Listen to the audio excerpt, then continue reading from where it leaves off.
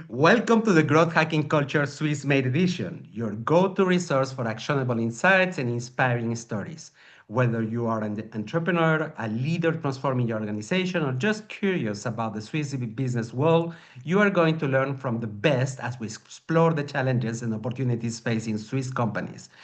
We are going to be uncovering the secrets to growth, innovation, transformation, and impact. Today, my guest is Muriel Favarger, the founder and director of Ma Table Co. Is in French, by the way, an internet generational ecosystem. Muriel, I'm so glad to have you here. Thank And you, Yvon. I really Ask want to me. understand what is the thing that made you start your company? Why did you start it? So before saying anything, thank you to host me today, both Yvon and Michel. Our It's pleasure, an my dear. honor for me. And as I said in a preliminary discussion we had before, I am sorry because I have some back issues. So sometimes you may feel that my energy is a little bit down. But anyway, I started actually the intergenerational ecosystem or community um, some years ago. It was the roots date back to 2008. So it's 17 years ago here in Switzerland, based in Lausanne. Um, Actually, I started to think about it in 2008. Why? Because I was at that time unemployed. In reality, I had four times, phases of unemployment in my life. Three times because I decided to leave the companies I used to work for, and the last time I was fired. And it was in COVID-19 time after I came back from convalescence, but maybe we will talk about it later on. And actually, I started this ecosystem because I was supposed to address the hidden job market at the time. And I knew that one of my vocation was to build bridges between senior and junior people, in the sense that I was raised in Christian communities, and I saw that most of the time I was in between the eldest one and the youngest ones. And I just felt that the youngest ones were not all the time very listened to. And it was something that I found not very cool. Everything was kind of centralized by the eldest ones in the communities, in the churches, and I was a sort of big sister for the youngest one. So I was not really listened to by the eldest one in the Christian communities, but in the secular world, in the professional and business world, I was listened to. Why? Because we were in at the beginning and the start of the digital era transition. So Right. obviously, young people, as now for AI, they master and they used to master some skills for digital world that eldest ones didn't master so well. So my previous boss, because I started this ecosystem 2008, but it was formalized in two in 2011 when I entered Abissa Informatique, which is actually used to be an SME, a small and medium size company, active in information, communication, and telecommunication, so computing company. And the guy, his name is René, was the first one to really empower me and believe in the vision I had, which was mainly to develop a community of professionals, of decision makers, of entrepreneurs, young and all the ones, this time not to address the hidden job market, but to address the hidden computing market. You know, Mm, I was hired as a business development manager for lead generation, and actually I'm an artist, so I was like, okay, you know, making cold calls is not really my cup of tea. As an artist, when I'm painting, you know, with colors and my pencils and stuff, um, for me, the relation that I start is like a painting. I want the things to be meaningful mhm, and to be sustainable, as you said, mhm. Michelle, you know, sustainable relations. Because before having sustainable methods, tools, or, you know, even sustainability in companies and for the environment, I think that we need sustainable relations. And it's really true, especially when we see those days, all the conflicts that we have in the world. So now, Muriel, just for me to understand, because so you put together people so they can converse about not the hidden, but the unspoken, the confrontational. What exactly do you do, if I may ask brutally? So a community or an ecosystem in the business world, it was actually more um, uh, the way that big corporates did business and started alliances, strategic alliances, for example. I'm talking about IBM, Danone, Yeah. I don't know, you know, big corporates. But when I entered Abisa in 2011, it was kind of first time in the region, in the Lemanic area, that a small company would allow an employee, basic employee like me, to start this community as an entrepreneur, you know, Mhm. entrepreneurship in companies. And we didn't really start with events right away. I went to interview, just as you do, Yvan and Michel, some people that Yeah. I thought were meaningful to the development of business for Abisa. And organically speaking, I just asked those people, do you want to meet the other guy that I interviewed last week, for example?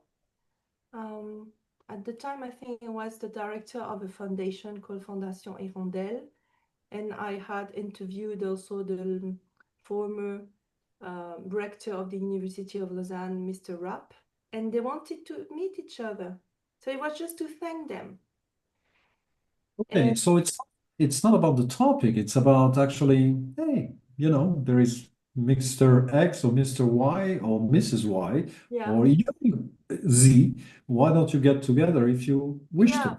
because Hmm? actually, because I thought that ah, it's frozen. I thought that coming from private sector or public sector, you know, telecom sector, whatever, it's very rich if you mix the best practices and the Right. decision-making process by sharing together what are your challenges, what are your successes, how did you manage to become, like you said, you are a coach nowadays and you are interested in sustainability matters. Why is it that you came to this, you know, output after Mhm. years and years working in corporates? Or why is it that Yvan started to interview? And how do you do? What do you feel about it? It's really being centered on human beings, because Abisa, its motto was at the time, Abisa puts human being at the center of all their projects. So I wanted that motto be embodied, be a reality, you know. But the main purpose was really to make business. Huh? It was not just to have fun. It was just entering in relationship with people, but with questions that are centered on them and not on only on our goals as a company. You see the difference? Absolutely. And now you made a business out of this? Yes. Okay. Later on, my boss said, you know, I would like you to take over maybe by MBO the direction, the general direction management of my company, because I want to take my retirement in a few years. And it was an honor for me to hear that, but I was not made to take the leadership of such a company. So I refused. So he said, but I believe in your vision of reuniting people from any generation. Because at that time, connecting people, you know, they were very thankful. 2 people, then 3 people, 4 people, 5 people, and then we were all together, you know. And this is actually the people in the public that came to ask me, Muriel, I would like to present something. Of course, because on a free basis, I was offering them an audience, a notoriety, a place where they could talk about their company and projects. And those events even became some quality times to teach and to coach other people. So we had a, all, you know, a full cycle of quality time, spaces to meet, to brainstorm, to help each other. But when I refused to take over his role, he said, I believe in your vision, so we will start a foundation to institutionalize this ecosystem. And I had a lot of fun to, you know, start this foundation, a lot of work, but unhappily at the end of it was the summer 2018, I was diagnosed with a double breast cancer. You know, I was stopped for 17 years. Having 16 chemotherapies, 26 radiotherapies, 2 surgeries, and so on. And at the end of 2019, I was so happy to have ended my convalescence. I had that time to paint, to write a book. I had kept all my contacts with the community, you know, with digital means, because I was not allowed to see so much people. We had long walks in the nature with my husband and stuff. So I really took those 17 years as a time of retirement, in a way, of spiritual reconnection with myself also, and with my faith and stuff. But at the start of 2020, I was very happy to go back to work, but COVID came. Right. And I was fired also during this period, because my boss, my former boss, had the good idea to sell his company just before COVID. So he was really lucky. And at the end of 2019, he sold his company to a big German group. And of course, when you small company is sold, sometimes there are some restructuring. Casualties. Organization. Yeah. Yeah. So I was fired, and I had to take what we call the bâton de pèlerin in French, and to find a way. I was, of course, beneficiary of the unemployment wages, but I started my own company at the time. I negotiated with the unemployment body a period of time where I would be able to start my own brand called At My Table and Co. And actually it came like in 5 minutes. I said, okay, people, they come at my table and I'm nothing, and my brand is nothing without people. So, and co. And the ad is the, you know, this symbol to see that we do not have only the physical real life encounters, but also the digital way of connecting with, people from abroad and only in Switzerland. So the business model, because obviously with the foundation we had a business model that I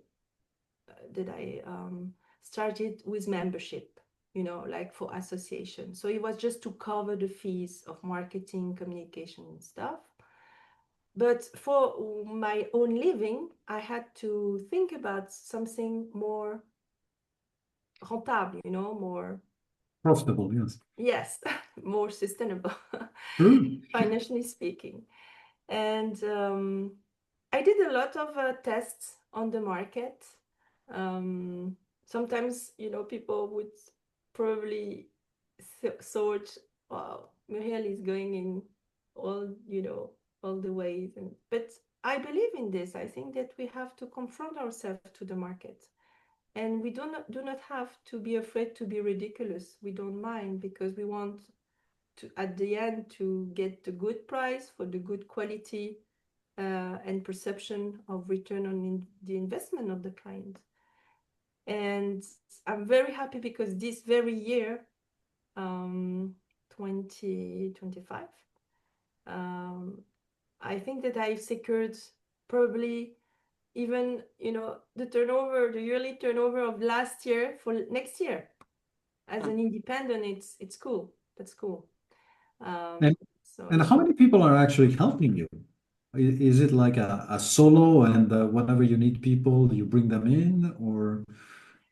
I think it's also an organic growing, in the sense that the events today is like a funnel of selling, At the time, it's a space of quality moments where I may share and deliver some messages, like last Friday, for instance. I quoted a phrase, a sentence that I like very much, which is, choose life to live.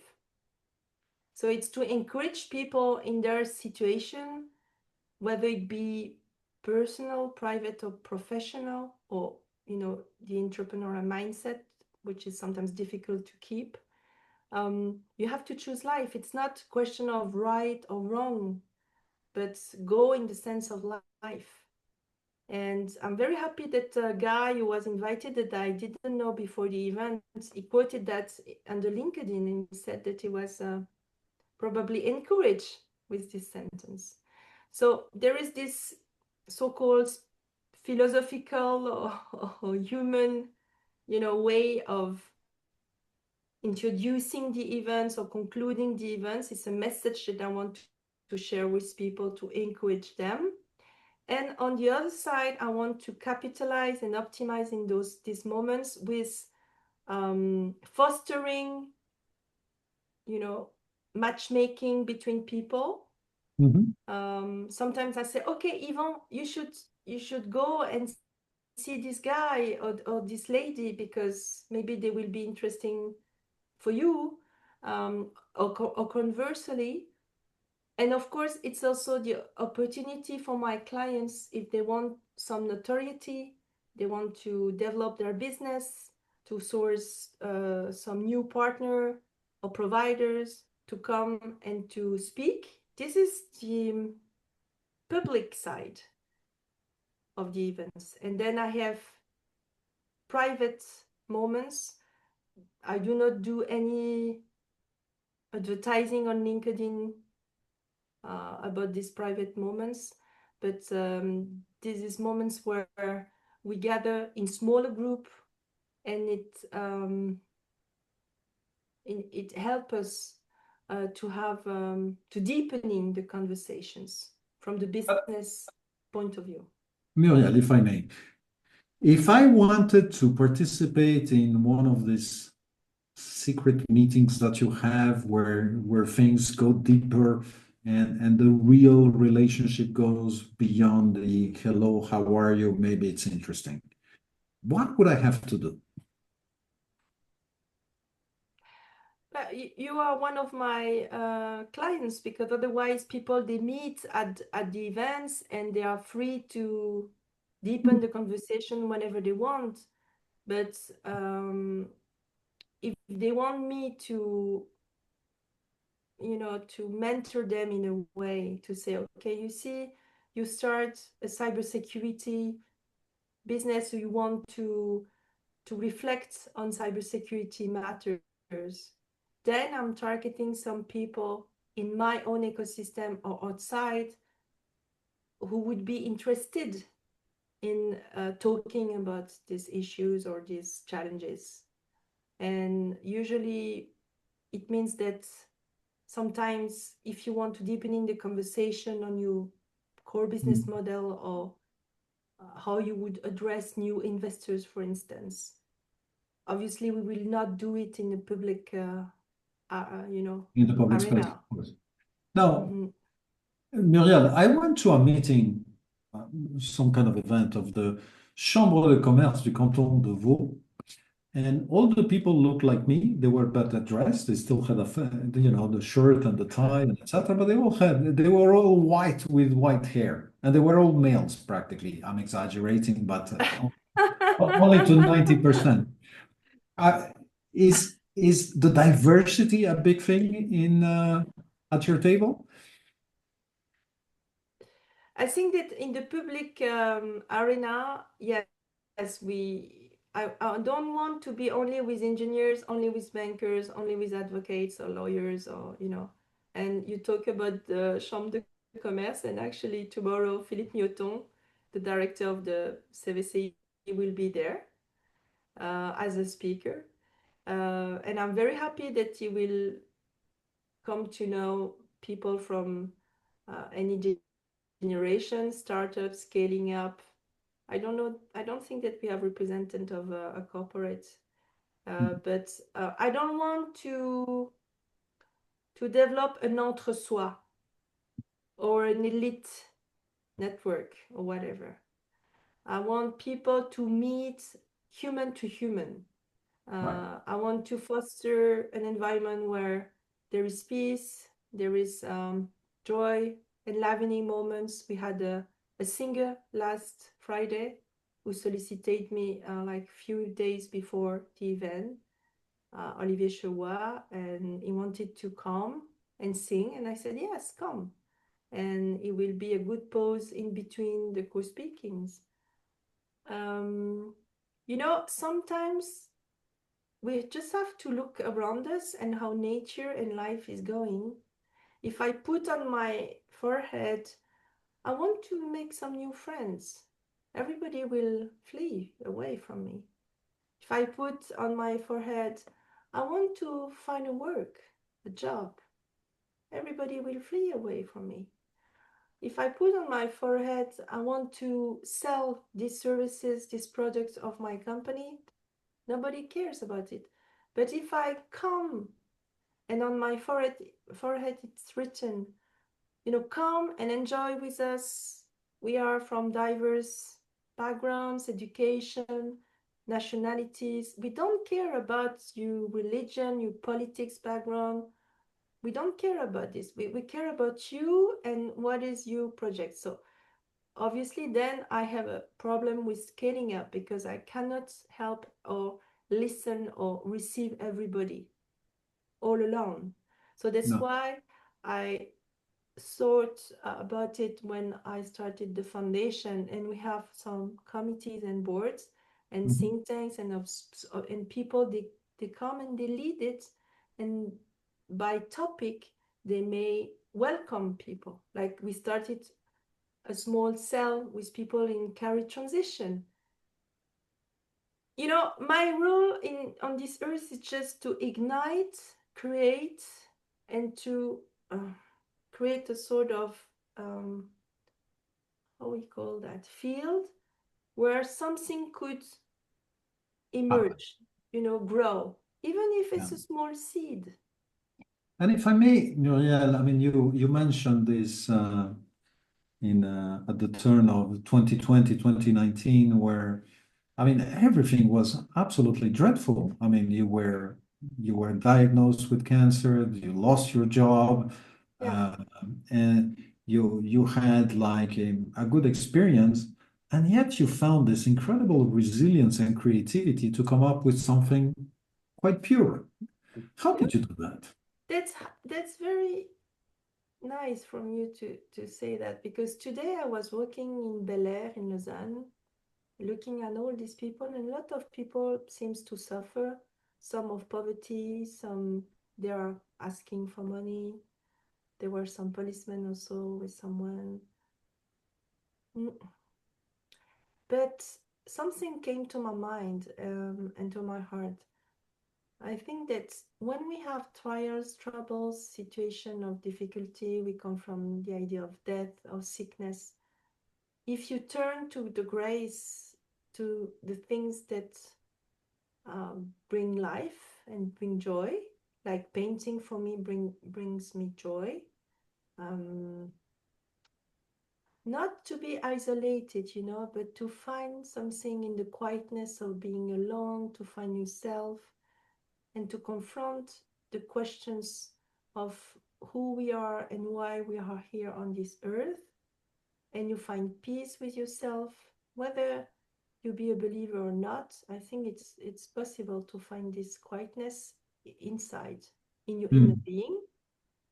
Then the more you do so, the more people, when they come and they want to greet you and connect with you, they will receive something from you, sure. from this inner peace.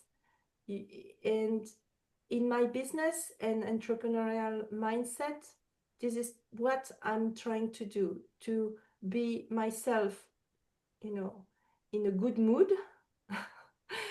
If I want to be in a good mood, I know that in my case, I want to rest. I want to work in nature. I want to spend time with my family. Um, Quality time also with my God, with my friend. I'm trying to be Mhm. to him to be my friend.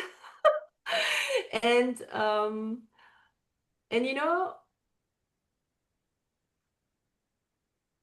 obviously, when you do so, then you have something to give to people, because it's so cool to be just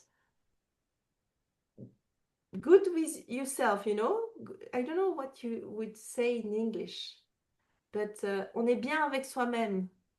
Yeah, And I'm sure that in this world, if everybody would be already good with him or herself, the world would be better.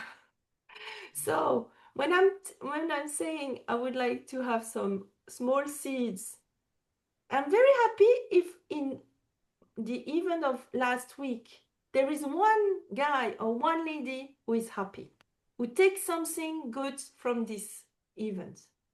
This is my goal, just one guy or one lady. And also I would like to make just one gift a day. I was you know organizing. We had a cat at the time, some owner happily died, and I was preparing his stuff when he goes to the bathroom, and I said in my heart, I just want to make one gift a day and I would be very happy, because when you give something, you are so happy. yeah. You see? Thank you so much for sharing all of that. I don't want to monopolize the our side of Ivan. But you did, Michel. Well, I was fascinated by what Muriel was saying. Muriel, obviously your story is inspirational. Michelle has mentioned that about the resilience side, and I wanted to understand from is it easy for women to do business in Switzerland? Yeah, you asked Because me. at the end, we are not that awesome in terms of proportion of women founders in our country. How do you feel about that? I'm not so keen on making a difference between men and women. Personally, I'm like a man in the skin of a woman, I think. So I'm not the right person maybe to be asked this question. I don't care. I'm just a human being, and I want to start something. I will not ask myself, will I be accepted or better accepted if I am a woman, if I am not Asian? I don't care about this. And sometimes I see in the eyes of people, oh, but from which country does she, especially at COVID, with the China thing, I was coming. If you want to get space because I look like a Chinese, people would actually go away because they don't like me Oh from my China. God. But I see this, but I don't care about it, you know? And the fact that I do not fix my attention on this, I fix my attention on the relation. If I see that there is a relation possible, I'm happy. If I feel that the relation is not possible, even from the business point of view, that's not a problem because there are plenty of people who would like to make business with me or to connect with me. You see, we tend, and especially today, I'm sorry, but I was sick 10 days ago. And sometimes my throat is a little bit. Anyway. Qu'est-ce que je disais? Ça m'a coupé. In fact, Muriel, do women come to you to ask you, how do you make it happen? I was telling you about the proportions of women entrepreneurs in Switzerland. It is That's a good very question. small. The fact that I didn't care about this difference, it was so great because at the beginning, obviously, I had a lot of men because it was an IT environment. So a lot of engineers and people like this.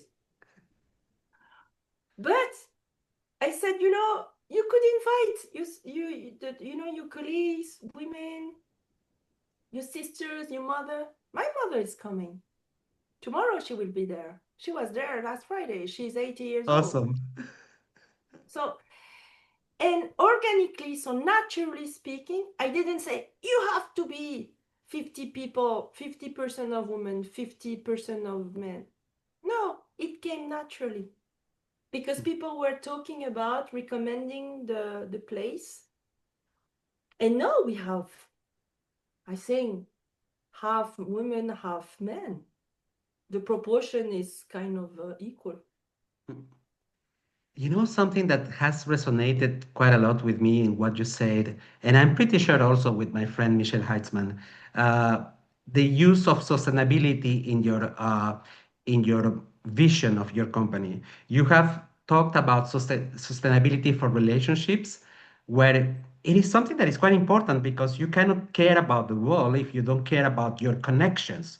And you cannot care about the world also if you don't care about how good you are with yourself. And you have mentioned these two things.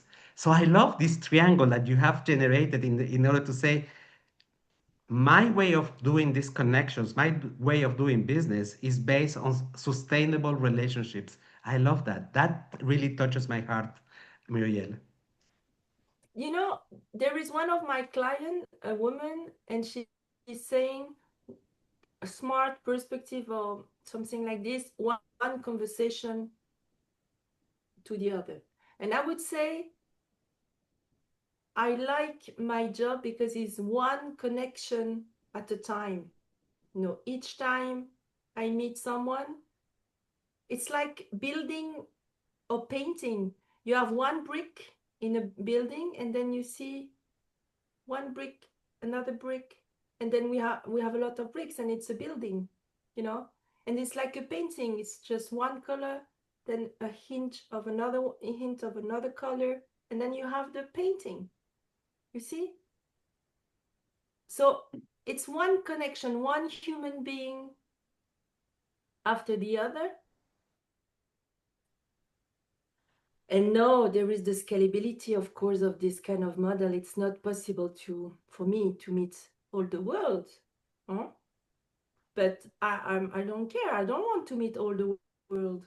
because maybe some people will experience something here in Lausanne and they will talk about it in Japan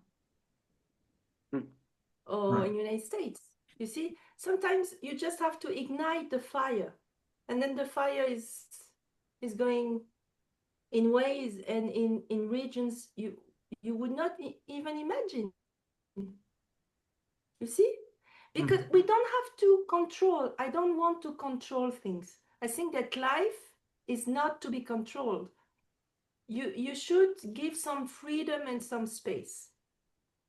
You have a content, you have a framework, of course, or a frame, but when we talk about community, the organic way of doing things for me is mimicking at least how life or water. You see, water is going wherever you put, it will go down and up. I don't know how it works, but it will go. It's like it's its own way. I'm sorry because it's frozen a little bit. No worries. So It is all okay. What would be in a short sentence, what would be the impact that Matable & Co. wants to have in the world? The impact. What would you like that to leave as a message once in 10 years' time, in 15 years' time?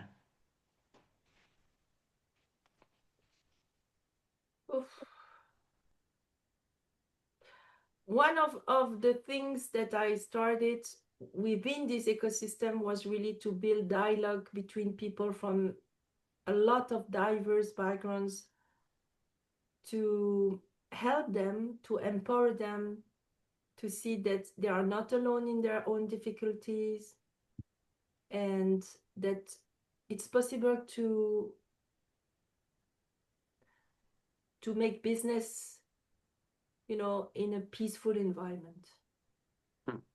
So if in 40 years of time I'm not here anymore and people say, there was some people, there were some people and they used to gather here at the Beau Rivage or in another place anyway. We don't mind. It's the atmosphere and the way people, what they bring as human beings, and not only as businessmen or entrepreneurs, at the end, okay, it's cool when you have a good contract and you are very happy to deliver something to someone, and work is a part in partie intégrante. It's a part of our everyday life. But we come alone and we go and we die alone. So if we put too much importance, whether it be work or, I want a family, I want a husband, I want a new companion, and we focus too much on this, we lose in a way the process, and we have to enjoy the process of, like I have this sciatic. Okay, it's boring and I don't want to have this suffering anymore. But it teaches me something. Sometimes I must renounce to some things, and it's like this. That's life. That's reality. And since COVID, a lot of people, everybody is going in his own narrative, and to make business when everybody is going in his own or her own narrative is difficult. So that's why if you have peace, if you take the time to listen to the people you are in front of you, and not only to be in this urge or pressure to be performer or to sell, I think that's more important. You see, it's more important to maybe to see, okay, this guy, I would like to work with him, but actually I do not feel the peace of it, so I just leave it. It's nice to be alive, isn't it? Yeah, it's a gift in itself. It is the gift. This is the And, gift. So and then what you decide to do with it is based on where your mind is, if you're in the present moment or you are, as you said so rightly, it's like if you start projecting too much, you forget that today is today. yeah. Yeah, but me the first, huh? I'm not better than anyone. It took me like maybe like 4 years to say, okay, I have done my work. I'm not going to worry about tomorrow, financially speaking. Well, I guess you don't have to now because you already secured the profits Yeah, of but this year. it But took me 4 years because when I started in 2020, it was COVID, and when 2022, the first war, and then 2023, the second war. And I was a little bit worrying because I wanted to find back a job at the time, yeah, even a part-time job. But my husband, he likes to travel, and he said, I don't want to be, under the obligation of taking, holidays at the time of your employer. So I had a constraint once again. I was so happy to be back to the world of work. And I said, okay, so maybe I have to come on myself and my independent, status. And finally it paid off. well done, Miriam. Thank you so much for sharing such actually quite intimate thoughts about your parcours, about your reality, about how you are creating a platform for people to exchange and hopefully make a better place. What is next for Miriam? The next what? The next? What The next next? is tomorrow. Okay. The tomorrow, but of course the 31st of October, I would be very glad both of you be my guests because you invited me on your podcast, and I'm very grateful for this. And it's called Ode to Life. And I wanted to organize that in 2020 when I came back from convalescence, but it was not possible because COVID came. So we were not able to gather collectively like today. So I had to wait 5 years. But this very year, it's the year what I call my jubilee, in the sense that my mom is 80 years old this very year. My husband is 50 years old. My brother is 50 years old. I am 50 years old. We have 40 years of birthday, of wedding, a lot of birthdays. So, sometimes we have to wait and we say, it's not fair. Why? And then finally you understand, even 5 years later on, that it was the right time. Right. And we have a panel of speakers. It's great. I mean, they are great. And they will share about their personal and professional and organizational challenges in the art of resilience. The singer will come again. It's a festive moment, but we will share also very meaningful business and entrepreneur and management or leadership issues. Sometimes I just want to be a little bit out of the orthodox way we see what is a job, because at the end, who decided that a job should be boring, or that we would be in burnout and that we would be performing? Or who decided that? It's like No, wait. who We also, Atom, we also need to do the PowerPoints. yeah, Without Exactly. PowerPoint, it's not a job. then we don't have any PowerPoint. Excellent. This is an idea, actually. Yeah, this is an idea. It was not my idea. It was the idea of the son of someone I used to know. But and I think it's a good idea not to have PowerPoint. I was not convinced at the time, but now I see that it's really cool because people, they just talk about their experience on the field. People And listen. people, they are not, they receive so much content throughout the social network, throughout media, and they are fed up with those contents. So they don't want to see the EM presentation like when they are in meetings in their corporate and in SMEs. But I'm not saying that we are going to revolutionize the work. I'm very respectful of all the people. This is a sort of luxury for me to be no independent. But I had to work a lot of years before. I am 50 years old, so before I had to work a lot of time in environment where sometimes I had joys and sometimes I had difficulties too. And But I'm not encouraging everyone to start his or her own companies, because not everybody is made for it. that is absolutely correct. But you may find some joy and meaning, maybe not only in work. That's my point today. Work is important, innovation is important, uh, uh, whatever is the main. But what is your meaning here on earth? You don't have to live the life of another person. It's already taken. You know this expression. You have to own and to live your own life. I, That I, is awesome. I couldn't agree more. It took me a while to figure it out, but I couldn't agree more. Muriel, thank you so much for the invitation. I mean, I will show up. Ivan? I think that we should go, Michelle, finally. And by the way, we will have two opportunities because first is going to be my birthday, 31st of October, very Oh, close to yours, by really? the way, Michelle. Um, Oh, so you have to come, both of you. that's number one. So that is going to be a good initiative for the 31st of October. So I'm going to be putting below this episode the link to know more about Matablo and Co, Yes. Thank matabloandco.com. you, Flo.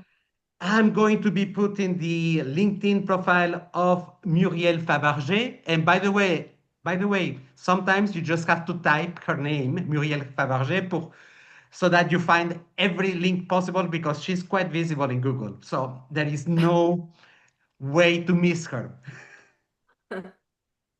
Muriel, it was awesome to spend some time and really inspiring to go through your journey, to understand about what you do, and to have this feeling that we have talked today with somebody who has purpose and meaning on what she does. Thank you very much, Muriel. Merci, Thank you. Muriel. Merci beaucoup.